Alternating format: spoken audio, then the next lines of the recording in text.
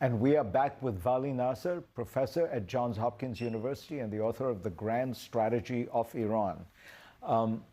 Lebanon, will this ceasefire hold? And is it important to the Iranians? Do they really feel a commitment to their allies, Hezbollah? I think Lebanon does matter to the Iranians for reputational reasons, and also for reasons that they've been with Hezbollah for a very long time, and they don't want to see it go down, especially with entered this war to support the Iranians. But more importantly, Hezbollah and the ceasefire is a test for Trump in Iranians' eyes. It's a test as to whether he can control Israelis. And if they enter into a final negotiations with the US, will Trump be able to control Bibi Netanyahu and Israel?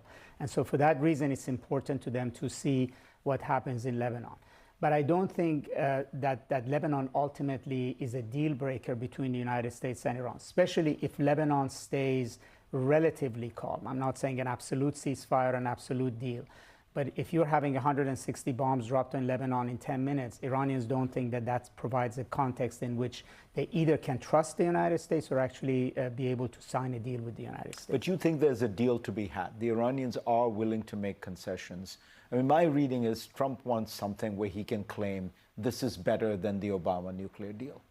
I think so, because the Iranians understand that this war has to end with a deal. If not today, in 2 weeks' time, in a month's time. They're not going to defeat the United States on the battlefield, and they cannot fight forever. Maybe they have a stamina for another 2-3 months, but end of the day, there has to be a deal. So I think they are resolved to the fact that they will have to arrive at a deal with the United States. They want it to be a permanent deal, not a small ceasefire. And that's what they're fighting for, a permanent deal that gives them real security and real sanctions relief. What happened to the idea that you bomb Iran, the regime gets weakened, there will be genuine regime change? I mean, Trump uses the phrase now, but obviously it's the same regime. Was that a fantasy? I think it was a fantasy and a hope that was never tested with evidence of history everywhere else. People don't usually rebel in the middle of a war when bombs are falling on their head. There was no love lost for the Islamic Republic when the war started, given the massacres that happened in Iran in January and the unhappiness of the people. But first of all, Iranians are not organized around a political movement that can keep their rage going, can channel it into politics. Secondly, the war basically created a crisis for Iranians on a daily basis. And then as the war went on, it became very clear to the majority of the Iranians that war is not liberating. The Islamic Republic is not going to go anytime soon.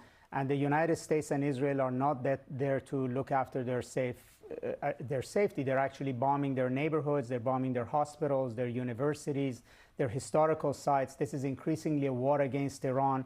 When President Trump says, I'm going to destroy every single bridge you have, what you saw was that the Iranians' political reaction was not to go into the streets and demand the departure of the Islamic Republic, but to create human chains around power plants. And so the head of the country is somewhere else right now.